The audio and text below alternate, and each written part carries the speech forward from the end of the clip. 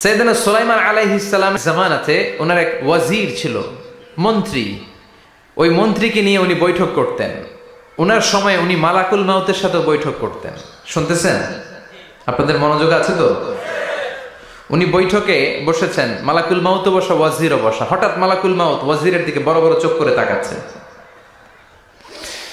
বড় বড় চোখ করে তাকানোতে ওয়াজির ভয় পেয়েছে।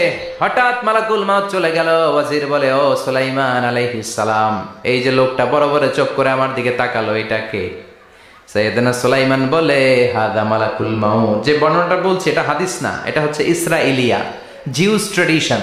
কোরআন হাদিসের সাথে কোনো দ্বন্দ্ব নাই, তাই বর্ণনা করা যাবে। বিষ্ণু বলেছেন, বাল্লিগু আন্নি ওয়ালাউ আয়া। আবার বলেছেন, ওয়া হাদ্দিসু আন বনি ইসরাঈল ওয়ালা হারাজ।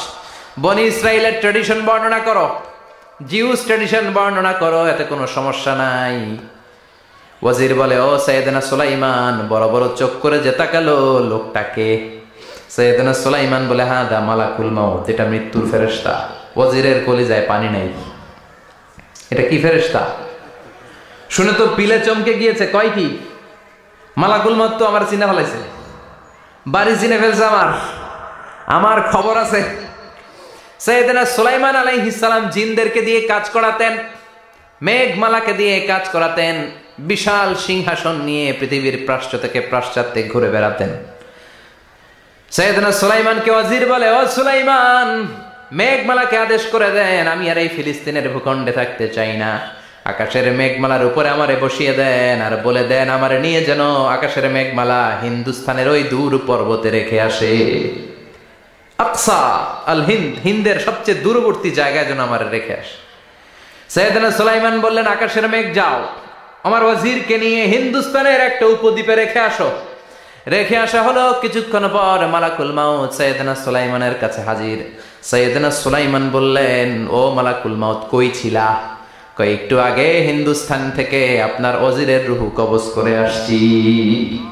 সুবহানাল্লাহ পড়েন। এটা আবার কেমন কথা, তুমি ওইখানে গেলা কেন?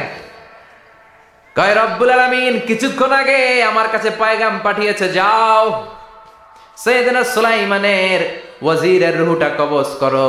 কবজ করার জায়গা হলো হিন্দুস্তানের উপদ্বীপ। কোন জায়গায়? মালাকুল মাউত এসে দেখে সুলাইমান নবীর সাথে মিটিং করে। ওয়াজির কার সাথে মিটিং করে? সুলাইমান নবীর সাথে। কিন্তু ফরমানে লেখা রূহ কবজ করতে হবে কোথায়? হিন্দুস্তানে। সুবহানাল্লাহ কইবেন না? এই জন্য বড় বড় চোখ করে আমি তাকিয়েছি, আর মনে মনে ভাবলাম, টাইম তো নাই, কারণ মৃত্যু তো অন টাইমে হতে হয়। এখনই ওর রূহ কবজ করতে হবে। কেমন করে ওইখানে যাবে আমি জানি না, আমি আগে চলে যাই। মালাকুল মাউত চলে গেল, যে দেখে ওই জায়গায় ওয়াজিরও হাজির। সাথে সাথে রূহ কবজ করে আল্লাহর কাছে চলে গিয়েছে। পড়েন সুবহানাল্লাহ। এজন্য আল্লাহ বললেন, মালাকুল মাউত আমি নির্ধারণ করে দিয়েছি, পৃথিবীর প্রতিটি মানুষ মালাকুল মাউতকে দেখবে, চাক্ষুষ দেখবে, ভালো হলেও দেখবে, খারাপ হলেও দেখবে। কার কথা? ভালো মানুষ যদি হয়, আল্লাহওয়ালা যদি হয়, ইসলাম প্রিয় যদি হয়, ডানপন্থী যদি হয়, মৃত্যুর সময় মালাকুল মাউত আলা সূরাতি শাবিন আলা আহসানি সূরা, একজন যুবকের আকৃতিতে চমৎকার ধবধবে সাদা একটা জুব্বা পরে, জান্নাত থেকে জান্নাতি কাফন নিয়ে, হানুত মিন হানুতিল জান্নাহ, জান্নাতের সুগন্ধি নিয়ে মুমূর্ষু রোগীর মাথার সামনে এসে বসে যায়, আর দেহটার ইঙ্গিত করে বলে, ইয়া আইয়াতুহান নাফসুত তাইয়্যিবা, ও পবিত্র আত্মা।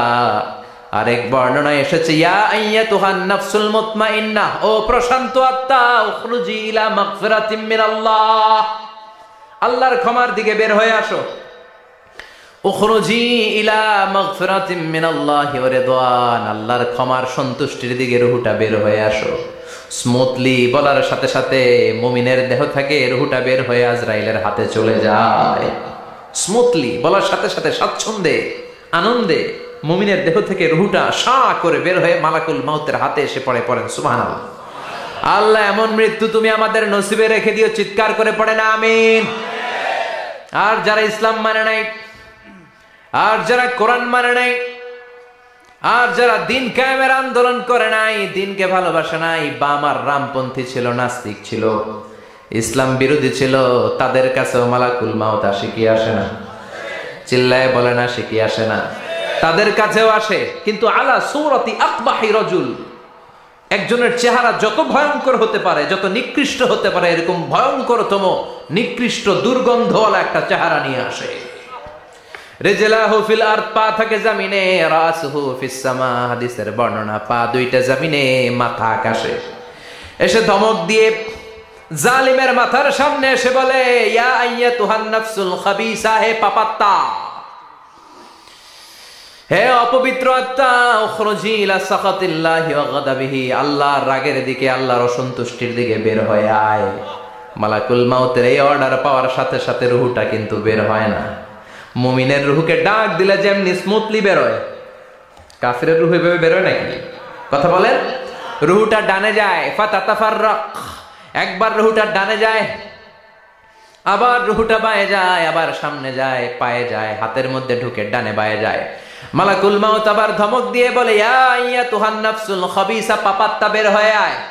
রুহটা আবার ডানে যায়, বায়ে যায়, সামনে যায়, পেছনে যায়। এবার ঘপাস করে মালাকুল মাউত রুহকে ধরে টান মারে। সারা দেহটা থেকে প্রাণ রস সিক্ত করতে করতে দেহ থেকে রুহটাকে টেনে হিচড়ে বের করে আনে। আর মুমূর্ষ রোগীটা চিৎকার মারতে থাকে, পড়েন না আউযু বিল্লাহ। একটা জীবন্ত ছাগলের চামড়াগুলো জবাই না দিয়ে কেউ যদি টেনে টেনে বের করে, ছাগল জবাই হয় নাই কিন্তু চামড়া এক পাশ থেকে টেনে টেনে টেনে হিচড়ে আপনি গা থেকে বের করলে যত কষ্ট হয়, এর চেয়েও বেশি কষ্ট দিয়ে মালাকুল মাউত বামপন্থী আর কাফেরদের রুহটা দেহ থেকে বের করে আনে। পড়েন না আউযু বিল্লাহ। আমাদের রুহটা যেন আল্লাহ, মুমিনদের রুহ আপনি যেভাবে কবজ করান, ওইভাবে যেন আমাদের রুহটা বের হয়ে আসে। আর জোরে পড়েন আমিন। এজন্য আল্লাহ বললেন, বাল তুসিরুনাল হায়াতাদ দুনিয়া ওয়াল আখিরাতু খায়রুন ওয়া আবকা। পাগলের মতো মোহাচ্ছন্ন হয়ে এই দুনিয়াটার পেছনে ছুটে বেড়াও। এই দুনিয়া আসল নয়, আখিরাত হলো আসল। চিল্লায় বলেন ঠিক কিনা? অস্থির, আমরা ব্যস্ত দুনিয়ার লোভে আর মোহে পড়ে আমাদেরকে যে মরতে হবে, চলে যে যেতে হবে, এটা ভাবার সময় আমাদের নাই। চিল্লাই কোন ঠিক কিনা? এজন্য বলা হয় মুতু ক্বাবলান তামুতু, মরার আগে একবার মরো। হাসিবু ক্বাবলান তুহাসাবু আলাইক, তোমার হিসাব কিয়ামতের দিন করার আগে তুমি তোমার হিসাব করো। জীবনে কি কি পাপ করেছি আমি জানি, আমার চেয়ে ভালো কেউ জানে না। চিল্লায় বলেন ঠিক কিনা? কি কি অন্যায় করেছি আমার হৃদয়ের মধ্যে কথাগুলো আছে না নাই? পৃথিবীর কেউ না জানলেও আমি জানি কি জানি না? পৃথিবী না জানুক আমি তো জানি, আমি কি পাপ করেছি হায়। পৃথিবী না জানুক আমি তো জানি, আমি কি পাপ করেছি হায়। আমার পাপের করলে বিচার, বাঁচার উপায় নাই আমার। দয়াময় প্রভু মাফ করো আমায়, মাফ করো আমায়। পড়েন আমিন। আর জোরে আমিন। এজন্য হাসিবু ক্বাবলা আন তুহাসাবু আলাইক, তোমার হিসাব বসার আগে নিজে হিসাব করো কি কি করলা। আসল মরণের দিন শটান হয়ে তো শুয়ে পড়ো ভাই। মরার আগে আরেকবার মরো। মরার আগে আরেকবার কি করবেন? কথা বলেন। মরার আগে কি করতে হবে? হঠাৎ একদিন বিছানায় শটান হয়ে শুয়ে যান, চক্ষুটা বন্ধ করেন, ভাবেন মরে গিয়েছেন। এই তো মালাকুল মাউত চলে এসে রুহটা নিয়ে গেল। আত্মীয় স্বজন চিৎকার চেঁচামেচি শুরু করে দিল, কান্নার রোল পড়ে গেল চারদিকে। মাইকের মধ্য দিয়ে, মসজিদের মাইকে অ্যানাউন্স হয়, অমুক এলাকার নিবাসী অমুক ভাই আমাদের মধ্যে দুনিয়ায় নাই, তার জানাজা হবে এশার নামাজের পর। সবাই এসে রুহের মাগফিরাত করেন। সবাই আপনারে দেখতে আসবে, কেঁদে কেঁদে লোকজন আপনারে কবর দিতে আসবে। চিল্লায় বলেন ঠিক কিনা? কেঁদে কেঁদে সবাই আসবে, দেখার জন্য আসবে। ছেলেগুলো কাঁদবে, স্ত্রী কাঁদবে, বাবা মা কাঁদবে, বন্ধু বান্ধব কাঁদবে। আর ঘরের মধ্যে রাখা হবে না। এবার আপনাকে গোসল দেওয়ার পালা। চক্ষু বন্ধ করে চিন্তার দরকার আছে না নাই? কথা বলেন। হঠাৎ করে হঠাৎ করে শুনবি একদিন আমার মৃত্যুর খবর, কেঁদে কেঁদে আসবে সবাই দিতে আমায় কবর, দিতে আমায় কবর। ঠিক কি না? একটু চোখটা বন্ধ করে ভাবেন, আপনাকে গোসল দেয়া হবে, জামাগুলো খোলা হবে, এত টাকা দিয়ে যে দামি গোসলখানা টাইলস লাগিয়ে ঘরে বানালেন, আপনার শেষ গোসলটা কি ওই দামি গোসলখানায় হবে? লাশ যেখানে ধোয়া হয় ওই জায়গায় ধোয়া হবে, আপনাকে কাফন পরানো হবে, আপনার কলিজার টুকরা ছোট বাচ্চাটারে বলা হবে আব্বু দেখে যাও তোমার বাবারে শেষবারের মতো দেখো। আপনার বাবা মা শেষবারের মতো একটা নজর দিয়ে আপনার চেহারাটা দেখে নিবে, বন্ধু বান্ধবরা শেষবারের মতো একবার আপনারে দেখে নিবে, জানাজার জায়গায় নেওয়া হবে। হবে না এই ঘটনাটা আমাদের? হ্যাঁ, হবে কি না? হাজার হাজার মানুষ শেষ বিদায় দেওয়ার জন্য আসবে। 4টা তাকবীর দিয়ে ইমাম নামাজ শুরু করবে, আল্লাহু আকবার, আল্লাহু আকবার, আল্লাহু আকবার, আল্লাহু আকবার বলে নামাজ শুরু করবে। নামাজ শেষ, এবার পালকিতে করে কবরে যাওয়ার পালা। যেতেই হবে, যেতেই হবে। পালকিতে করে লোকজন নিতে শুরু করবে কবরস্থানের ওই জায়গায় যেখানে মানুষ বছরে মানুষ না মরলে যায় না, ওই গহীন নিঝুম কবরস্থানে ঢুকানো হবে। পালঙ্ক থেকে নামিয়ে আপনার জন্য করে রাখা আগ থেকে কবরটার মধ্যে শুইয়ে দেয়া হবে। উপরে বাঁশ দিয়ে ছাউনি, শেষবারের মতো সবাই দেখে বাঁশের ছাউনির উপরে মাটি চাপা দিবে। ঠিক কিনা? চলে যাবে সবাই, কেউ নাই, অন্ধকার, শুধু অন্ধকার। এই অন্ধকার যেন শেষ হতে চায় না। এই ঘটনা ঘটবে না আমাদের? কথা বলেন, ঘটবে কিনা? এজন্য মরার আগে এগুলো চিন্তার দরকার আছে না নাই? মরার আগে আরেকবার মরার দরকার আছে না নাই? এজন্য রব্বুল আলামিন বলেন, বাল তুসিরুনাল হায়াতাদ দুনিয়া ওয়াল আখিরাতু খায়রুন ওয়া আবকা। এই দুনিয়ার জীবনটাকে তোমরা আসল জীবন মনে করো, এটা আসল জীবন নয়। আসল জীবন হলো কবরের জীবন। চিল্লায় বলেন ঠিক কিনা? আল্লাহ তোমার এই দুনিয়ায়, আল্লাহ তোমার এই দুনিয়ায় কেউ আসে কেউ চলে যায়, তবু তোমার ভয়ে কারো কাঁদে না হৃদয়। এই দুনিয়াতে আমার বদলে গেল মন, চারিদিকে দেখি শুধু সুখেরই স্বপন। ভাবলো না মন আল্লাহ ছাড়া,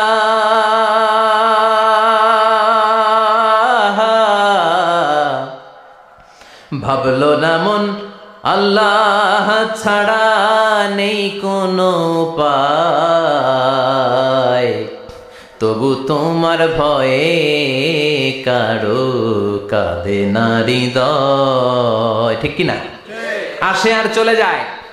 প্রতিদিন মাইকে অ্যানাউন্স শুনি, অমুক এলাকার অমুক লোক নাই, দাদা গেল, বাবা গেল, বড় ভাই গেল, আত্মীয় স্বজন গেল, আমাকেও যেতে হবে, এই চিন্তা মাথায় নাই। চিল্লায় এখন ঠিক কিনা?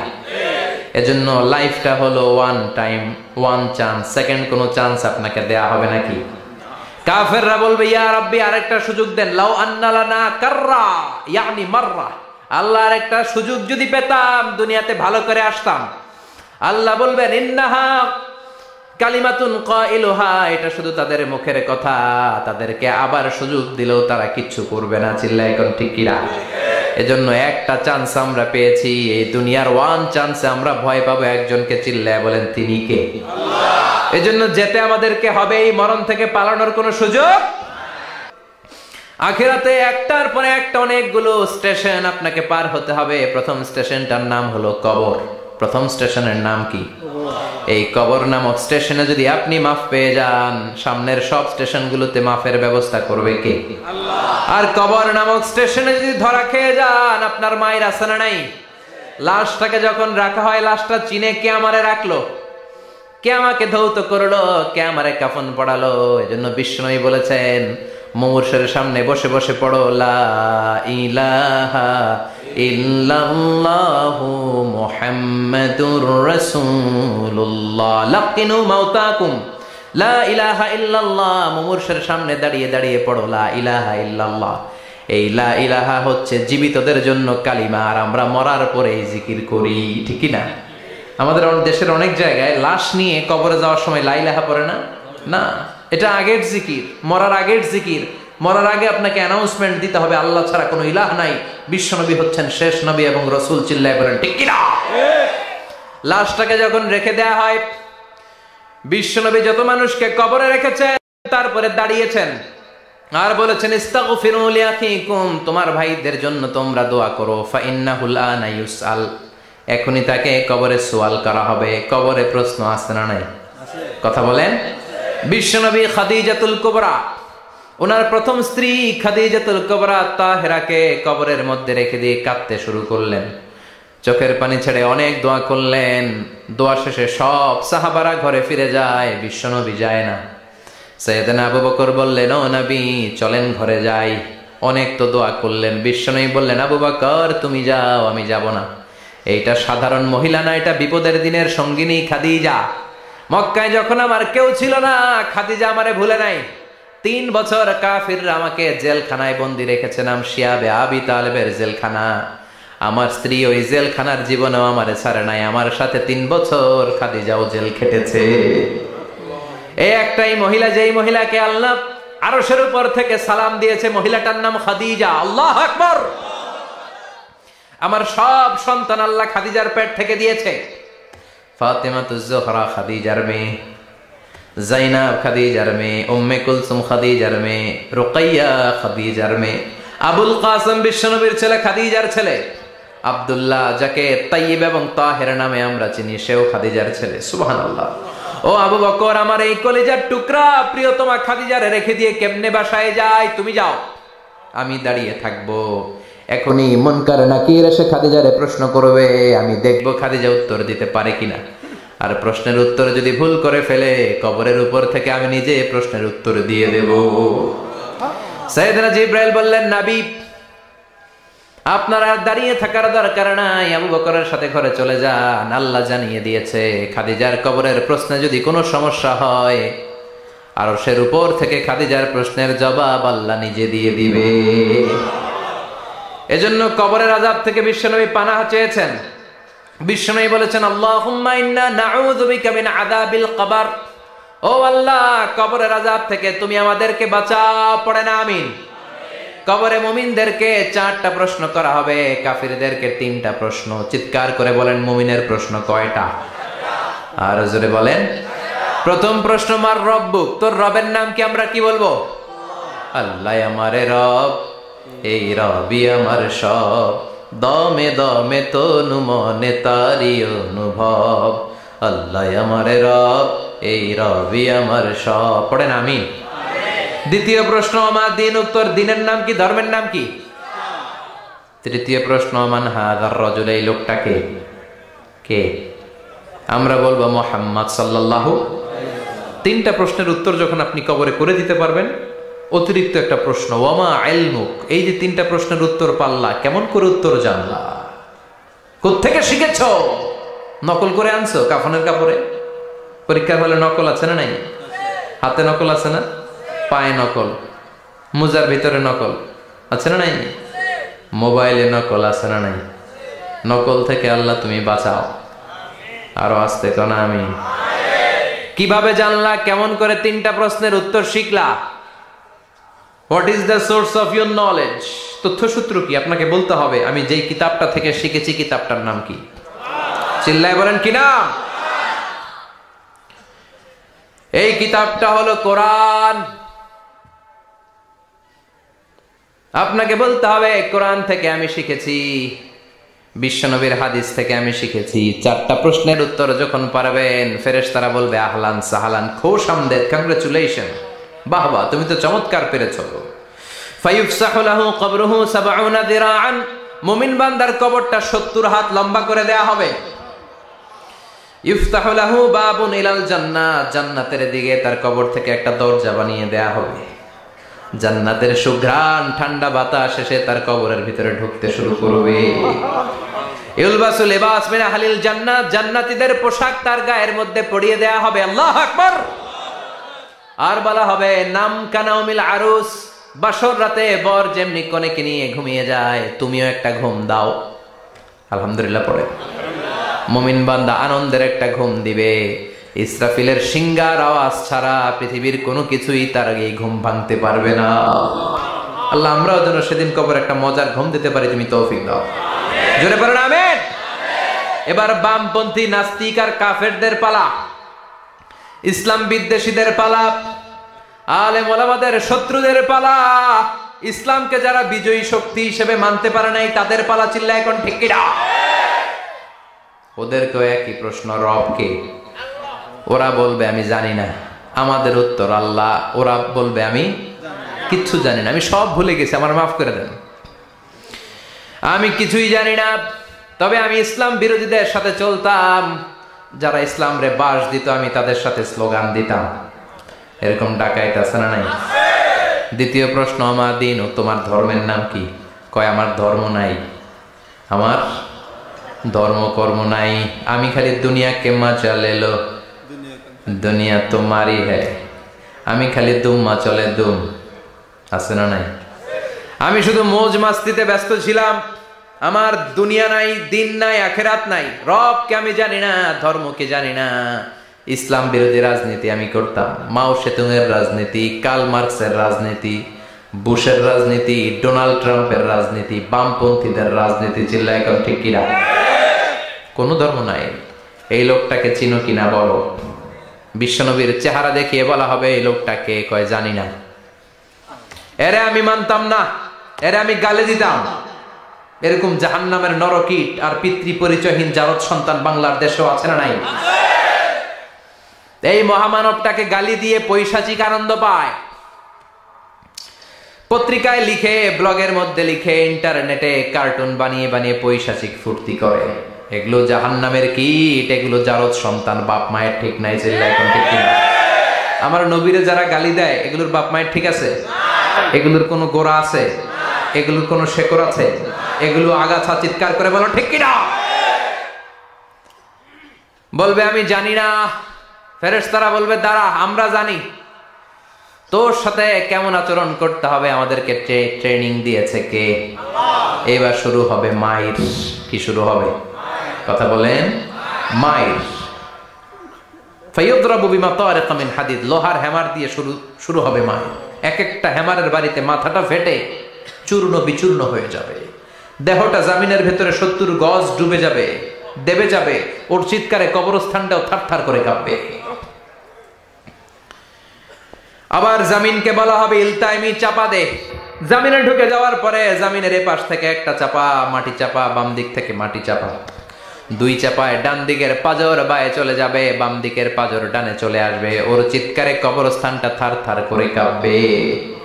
আল্লাহ এই ধরনের পরিস্থিতি থেকে তুমি আমাদেরকে বাঁচাও। আরো চিৎকার করে বলে না আমিন। এজন্য কবরের এই প্রস্তুতি নেওয়ার দরকার আছে না নাই? কোরআনের পক্ষে থাকার দরকার আছে না নাই? ইসলামের পক্ষে থাকার দরকার আছে না নাই? ইসলামী আন্দোলনের সাথে থাকার দরকার আছে না নাই? ইসলামের বিজয় চাওয়ার দরকার আছে না নাই?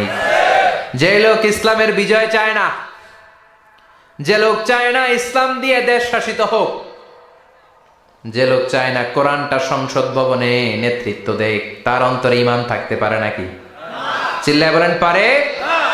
এজন্য ঈমানের দাবি হচ্ছে অন্যায়কে প্রতিরোধ করতে হবে, হকের পক্ষে থাকতে হবে। কোরআনের রাজনীতি নিজ চোখে দেখে ইসলামকে সংসদ ভবনের উপরে কালিমার পতাকা পতপত করে দেখার স্বপ্ন অন্তরে থাকতে হবে। চিল্লায় কোন ঠিক কিনা? এটাই তো মুমিন, যে ইসলামকে বিজয়ী শক্তি হিসেবে দেখতে চায়, যে কোরআনের আইন চায়, যে কোরআনের রাজ চায়। চিল্লায় বলেন ঠিক কিনা? এজন্য আমরা আল্লাহর কাছে কামনা করি, আল্লাহ তুমি আমাদেরকে ঈমানের মৃত্যু দাও, তুমি আমাদেরকে কবরের সব প্রশ্নগুলো সহজ করে দাও, কিয়ামতের দিন আল্লাহ তোরে জান্নাতে ঢুকায়া দিবে। ইখলাসের ভালোবাসার কারণে আনতা মিন আহলিল জান্নাহ, তুমি জান্নাতে যাবা। হুব্বুকা ইয়াহা ইউদখিলুকাল জান্নাহ, এই সূরার ভালোবাসায় তোমার জান্নাতে ঢুকায়া দিবে। সুবহানাল্লাহ পড়েন। এজন্য সূরা বেশি বেশি পড়তে রাজি আছেন তো? বিশ্বনবী তাবুকের যুদ্ধে গেলেন।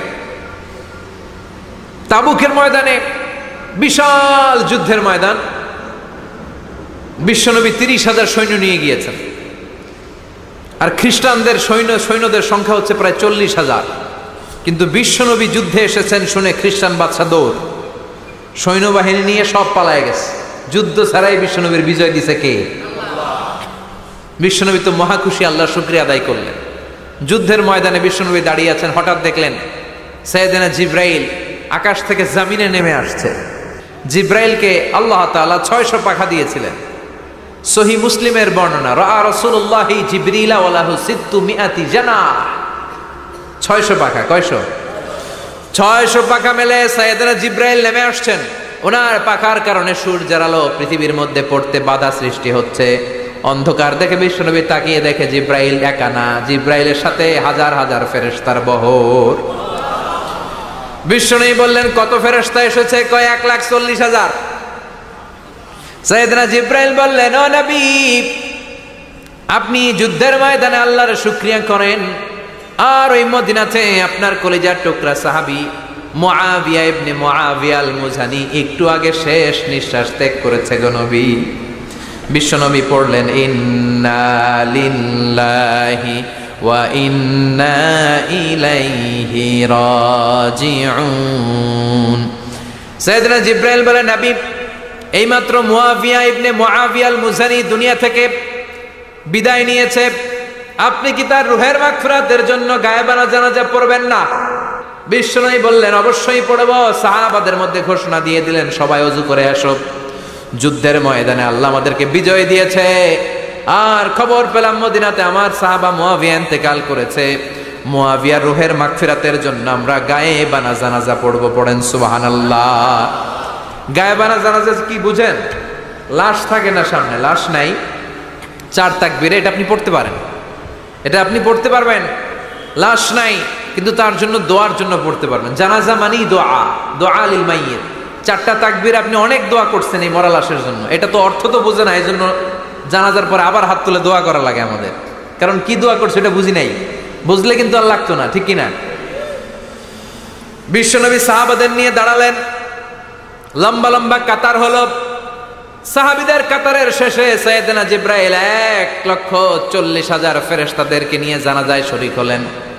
বিশ্বনবী 4 তাকবীর দিয়ে জানাজা পড়লেন, আল্লাহু আকবার, আল্লাহু আকবার, আল্লাহু আকবার, আল্লাহু আকবার। 4টা তাকবীরের মধ্য দিয়ে জানাজা শেষ করলেন। বিশ্বনবী তাকিয়ে দেখে সাহাবাদের পেছনে 1,40,000 ফেরেশতা দাঁড়িয়ে জানাজায় শরীক হয়েছে। বিশ্বনবী বললেন, জিব্রাইল, কোনদিন তো এত ফেরেশতা নিয়ে কারো জানাজায় শরীক হতে দেখি নাই। ঘটনা কি? কি এমন আমল ছিল আমার মুআবিয়ার, যে আমলের কারণে মুআবিয়ার নামটা আল্লাহর আরশে চলে গিয়েছে? 1,40,000 ফেরেশতার বহর নিয়ে তুমি জানাজায় শরীক হয়েছ, কি এমন গোপন আমল ছিল আমার মুআবিয়ার, আমারে বলো। সাইয়েদনা জিব্রাইল বললেন, নবী, আপনার মুআবিয়া বিশেষ একটা আমল করত। বিশ্বনবী বললেন, কি সেটা? সাইয়েদনা জিব্রাইল বলে, আপনার এই সাহাবী কাইমান আও কাঈদান, জালিসান আও মাশিয়ান, উঠতে বসতে চলতে ফিরতে সব সময় আপনার এই সাহাবী পড়তে থাকতো, কুল হুয়াল্লাহু আহাদ, আল্লাহুস সামাদ, লাম ইয়ালিদ ওয়া লাম ইউলাদ ওয়া লাম ইয়াকুল লাহু কুফুয়ান আহাদ। পড়েন সুবহানাল্লাহ। উঠতে বসতে চলতে ফিরতে সব সময় এই সাহাবীর একটা অভ্যাস ছিল, উনি কুল হুয়াল্লাহু আহাদের উপর আমল করত, বেশি বেশি সূরাতুল ইখলাস পড়তো। পড়তে রাজি আছেন? আজ থেকে বেশি বেশি সূরাতুল ইখলাসের উপর আমল বানানোর দরকার আছে না নাই? বিশ্বনবী প্রতিদিন সকালবেলা, সন্ধ্যাবেলা, ওয়া ইনদামা ইয়াযহাব ইলা ফিরাশি, আর রাতে যখন বেডে ঘুমাতে যেতেন, হাত দুইটা এরকম করতেন, করে তিনি সূরাতুল ইখলাস পড়তেন, সূরাতুল ফালাক পড়তেন, সূরাতুন নাস পড়তেন। এই তিনটা সূরা পড়তেন। এই তিনটা সূরাকে একসাথে বলে তিন কুল। কি বলে? কুল আস-সালাসা। কারণ এই তিনটা সূরার শুরুতে কুল আছে না নাই? তিন কুল পড়ে বিশ্বনবী হাতের মধ্যে ফু দিতেন। ফু দিয়ে মাথা থেকে শুরু করে মুছতে মুছতে মুছতে মুছতে পা পর্যন্ত মুছতেন, হাত মুছতেন, সারা দেহের যতটুকু সম্ভব বিশ্বনবী সারা দেহের মধ্যে এই তিন কুল পড়া হাত দুইটা দিয়ে সারা দেহের মধ্যে বিশ্বনবী হাত বুলিয়ে দিতেন, মেসেজ করে দিতেন সুবহানাল্লাহ। সকালে, সন্ধ্যায়, আর রাতের বেলা বিছানায় গেলে। এটা protection from all the bad আইস। যত হিংসুক চক্ষু আছে, যত ভূত প্রেতনি আর শয়তানের অনিষ্ট আছে, সব থেকে আপনাকে রক্ষা করবে কে? এজন্য প্রতিদিন এগুলো পড়বেন। কি কি পড়বেন? এরকম হাত দুইটা মিলায়া সূরা ইখলাস, সূরা ফালাক, সূরা নাস, তিনটার বলে একসাথে তিন কুল। কি বলে? আজকে থেকে এটার আমল করা যাবে। মা আয়েশা যখন অসুস্থ হতেন, বিশ্বনবীর কাছে যে বললেই বিশ্বনবী বলতেন, আয়েশা হাত দুইটার একসাথে করো, সূরা ফালাক পড়ো, ইখলাস পড়ো, নাস পড়ো, ফু দাও, আর সারা দেহে মেসেজ করো। সুবহানাল্লাহ পড়েন। বিশ্বনবী একবার সেজদায় আছেন। কিসে আছেন? চিল্লায় কোন? সেজদা অবস্থায় লাদাগাতহু আকরাব, একটা বিচ্ছু পোকা এসে বিশ্বনবীর হাতের মধ্যে কামড় দিয়েছে। বিচ্ছু কামড় দিলে খুব আরাম লাগে না? হ্যাঁ, বিষাক্ত, পয়জনাস, ভ্যানামাস। বিশ্বনবী ব্যথা পাচ্ছেন, প্রচন্ড ব্যথায় বিশ্বনবী অস্থির। বিশ্বনবী বললেন, লাআনাতুল্লাহি আলাল আকরাব, এই বিচ্ছুর উপর আল্লাহর লানত। এটা মুসল্লিও চিনে না, নবীও চিনে না, কোন জায়গায় কামড় দিতে হবে এটাও জানে না, কিন্তু কামড় দিয়েছে, ব্যথায় কাতরাচ্ছে। বিশ্বনবী বললেন, লবণের পানি গরম দাও, আঙ্গুলের উপরে ঢালো। লবণের পানি গরম দিয়ে আঙ্গুলের উপরে ঢালতে শুরু করে দিল। বিশ্বনবী পড়তে আরম্ভ করলো, কুল হুয়াল্লাহু আহাদ আল্লাহুস সামাদ লাম ইয়ালিদ ওয়া লাম ইউলাদ ওয়া লাম ইয়াকুল লাহু কুফুয়ান আহাদ। পড়েন সুবহানাল্লাহ। এজন্য ব্যথা পেলে, সাপে কামড়ালে, বিচ্ছু কামড়ালে, বল্লা কামড়ালে, মধুপোকা কামড়ালে কি করবেন? সূরা ইখলাস, সূরা ফালাক, সূরা নাস। আবার বলেন, সূরা ইখলাস, সূরা ফালাক, সূরা পড়ে ফু দিবেন। আর রাত্রেবেলা, সকালবেলা ঘুমোতে যাওয়ার আগে হাতের মধ্যে ফুর দিয়ে সারা দেহে মেসেজ। মনে থাকবে না? মাহফিল শেষ, ওয়াজও শেষ, মনে থাকবে তো? আল্লাহ বললেন, কুল হুয়াল্লাহু আহাদ। নবী আপনি বলেন, আল্লাহ একজন, এক এবং অদ্বিতীয়। আমাদের আল্লাহ কয়জন? একজন হওয়াতে আমাদের জন্য লাভ না লস? কেমনে লাভ? তিনজন চারজন হইলে কইতাম আমগো আল্লাহ ৬০ জন। হ্যাঁ, তিনজন হইলে তিন রকম বলতো, একজনের খুশি করে পারি না। তিনজন হইলে ঝামেলা আছে না নাই? আল্লাহ যদি দুইজন হতো কি হতো? একজন বলতো, এতদিন তুমি তোমার মন মতো মহাবিশ্বের সব কিছু পরিচালনা করেছো, আজকে থেকে আমি আমার মন মতো করবো। ঝামেলা আছে না নাই? এতদিন দুনিয়ার মানুষগুলো পায়ে ভর দিয়ে হাঁটতো, হাত দিয়ে খেত, এখন থেকে যতগুলা মানুষ আসবে সব হাতে চলবে আর পা দিয়ে খাবে। আছে না নাই? এতদিন যাবত মেয়েরা গর্ভধারণ করতো তোমার নিয়মে, ছেলেরা কামাই করতো, এখন থেকে পুরুষরা গর্ভধারণ করবে, মেয়েরা কামাই করবে। আছে না নাই? এতদিন তুমি পূর্ব দিক থেকে সূর্য উঠিয়েছো, পশ্চিম দিকে অস্ত দিয়েছো, কালকে থেকে আমার নিয়মে পশ্চিম দিক থেকে সূর্য উঠাবো আমি, পূর্ব দিকে অস্ত যাবে। কিলাকিলি আছে না নাই? দুইজনের মধ্যে যদি সংলাপ সমঝোতা না হইতো, মারামারি আছে না? এজন্য আল্লাহ বলেন, লাউ কানা ফীহিমা আলিহাতুন ইল্লাল্লাহু লাফাসাদাতা। মহাবিশ্বে আল্লাহ একজন না হয়ে যদি একাধিক হতো, মহাবিশ্বটা মুহূর্তের মধ্যে ধ্বংস হয়ে যেত। ঠিক কি না? এজন্য আল্লাহ একজন হওয়াতে আমাদের লাভ হয়েছে। তিনজন হইলে তিন রকম কথা কইতো। ঠিক কি না? একজন বলতো, আমারে বেশি ডাকস না কেন, ওরে ডাকস কেন? আল্লাহ তিনজন, খোদা কয়জন? একজন বলতো, ওরে ডাকস, আমারে ডাকস না কেন? ওর জিকির করলি, আমার নামের জিকির করলি না কেন? ওরে খুশি করতে চাস, আমারে করস না কেন? ভেজাল হইতো না? এখন একজন, মারলেও আসি, কাটলেও আসি, বাঁচলেও আসি, একজন। সুবহানাল্লাহ পড়েন। এটা সহজ হয়ে গেছে। এজন্য আল্লাহ বললেন, কুল হুয়াল্লাহু। সবাই বলেন, কুল হুয়াল্লাহু আহাদ, মানে এক বা একক। আল্লাহর কোনো শরীক নাই, তার কোনো সাথী নাই, তার কোনো বন্ধু নাই, তার কোনো বাবা নাই, তার কোনো পিতা নাই। তিনি হলেন আহাদ। আহাদ হচ্ছে আল্লাহর চমৎকার একটা নাম। সাইয়েদনা বেলাল রাদিয়াল্লাহু তাআলা আনহুকে ঈমান আনার জন্য অত্যাচার শুরু করা হলো। এমন কোনো মাইর নাই তারা দেয়া হয় নাই, পিটিয়ে পিটিয়ে রক্তাক্ত করে জমিনে ফেলে রাখা হতো, পিটিয়ে গোশত হাড্ডি থেতলে ফেলা হতো। প্রচন্ড মরুভূমির গরম বালুর মধ্যে ওনাকে শুইয়ে রেখে পেটের উপরে পাথর চাপা দেয়া হতো, বলতো এবার জিকির কর লা ইলাহা ইল্লাল্লাহ। বেলাল আর জিকির করতে পারে না, লা ইলাহা ইল্লাল্লাহ শ্বাস বেরোয় না, শ্বাস যেটা ঢুকায় বের করতে পারে না, শ্বাস নিতে পারে না, লা ইলাহার আওয়াজ আর মুখ দিয়ে বের হয় না। এবার বেলাল ছোট্ট করে আল্লাহর ডাকে পড়ে আহাদ। কি পড়ে? আরো জোরে পড়েন। এজন্য আল্লাহ বললেন কুল হুয়াল্লাহু আহাদ, তিনি এমন আল্লাহ, তিনি হলেন আহাদ। আহাদ ছিল বেলালের জিকির, ঠিক কিনা? এখন আজান আছে কিন্তু বেলালের রুহ নাই, মানুষ আছে কিন্তু সেই ঈমান নাই, চিল্লা এখন ঠিক কিনা? এজন্য আল্লাহ বললেন আমার নাম হলো আহাদ, কুল হুয়াল্লাহু আহাদ। এরপর আল্লাহ বললেন আল্লাহুস সামাদ, আমার নাম হলো সামাদ। ওনার নাম কি? সামাদ মানে অমুখাপেক্ষী, কাদিউল হাজাত, যিনি সবার চাহিদা পূরণ করে। তিনি কে? যিনি সবাইরে দেয়, কারো কাছ থেকে কিছু চায় না। তিনি কে? সবাই যার কাছে ঠেকা, যিনি কারো কাছে ঠেকা না। চিল্লায় বলেন তিনি কে? মা ইউসমাদু ইলাইহিল খালকু কুল্লু, যার দিকে গোটা পৃথিবী হাত পেতে ফরিয়াদ করে, যার দিকে পৃথিবীর সব সত্তা তাকিয়ে থাকে। তিনি রহমতের বারিধারা নাজিল করলে, তিনি রিজিক দিলে আমাদের বেঁচে থাকা সম্ভব। তিনি ছাড়া কেউ আমাদের রিজিকের যোগান দিতে পারে। তার নাম সামাদ। চিল্লায় বলেন তার নাম কি? আল্লাহ ডেকে বলে গোলাম লাউ আন্না আউওয়ালাকুম ওয়া আখিরাকুম ওয়া ইনসাকুম ওয়া জিন্নাকুম, তোমাদের শুরু থেকে শেষ পর্যন্ত, আদম থেকে শেষ পর্যন্ত যত লক্ষ কোটি মানুষ দুনিয়ায় আসবে, সবগুলো মানুষ বিশাল এক মরুভূমি যদি আমি আল্লাহর কাছে চাইতে শুরু করে দাও, সবাই যদি আল্লাহর কাছে মনের সব চাওয়াগুলো বলে, আল্লাহ আমারে বাড়ি দাও, আমারে গাড়ি দাও, নারী দাও, এটা দাও, ওটা দাও, আমার সব দাও, আল্লাহ সবাইকে সব যদি দান করে দেয়, আল্লাহর ক্ষমতার 1 ইঞ্চিও কমবে না, আল্লাহর ধনভাণ্ডারের 1 ইঞ্চিও ঘাটতি হবে না। সুবহানাল্লাহ পড়েন। এজন্য কেউ যেটা পারে না, পারে কে? আমাদের যার যা দরকার আল্লাহ যদি সবাইরে সব দিয়ে দেয়, ওনার ভান্ডারের কিছু কমতি হবে? এজন্য ওনার নাম সামাদ। সবাই ওনার কাছে হাত পাতে, উনি হাত পাতে কার কাছে?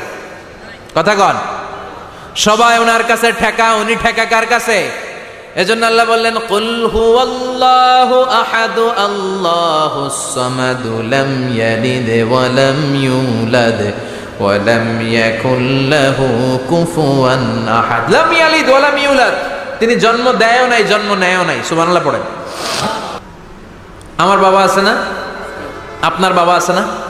আল্লাহর বাবা আছে? সুবহানাল্লাহ পড়েন। আমাদের ছেলে মেয়ে হয় না? আমাদের কারো ছেলে হয়, কারো মেয়ে হয়। আল্লাহর ছেলে মেয়ে আছে? কথা কন। মক্কার মুশরিকরা বলতো আল মালাইকাতু বানাতুল্লাহ, ফেরেশতারা আল্লাহর মাইয়া। কি কইতো? ফেরেশতারা আল্লাহর মেয়ে।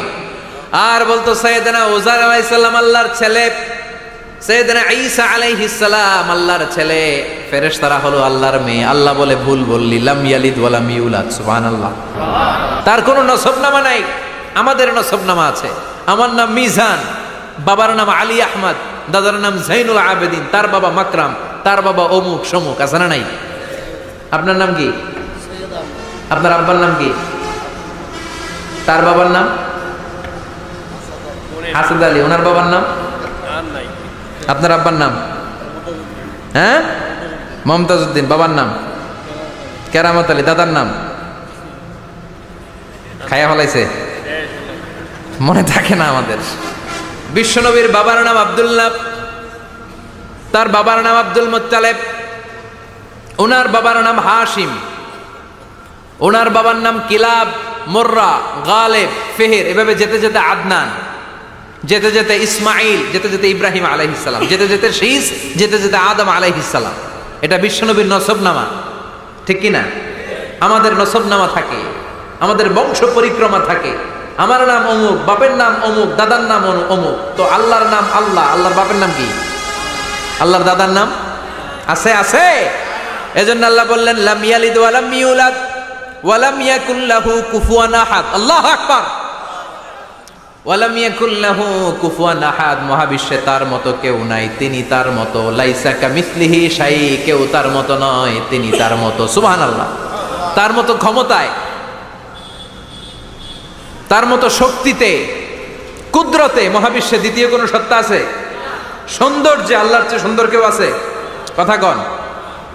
দুনিয়া সুন্দর, মানুষ সুন্দর, আসমান সুন্দর, জমিন সুন্দর, সুন্দরে সুন্দরে পাল্লা, জানি না কত সুন্দর তুমি আল্লাহ, জানি না কত সুন্দর তুমি আল্লাহ। পড়েন, দুনিয়া সুন্দর, মানুষ সুন্দর, আসমান সুন্দর, জমিন সুন্দর, সুন্দরে সুন্দরে পাল্লা, জানি না কত সুন্দর তুমি আল্লাহ, জানি না কত সুন্দর তুমি আল্লাহ। সুবহানাল্লাহ পড়েন।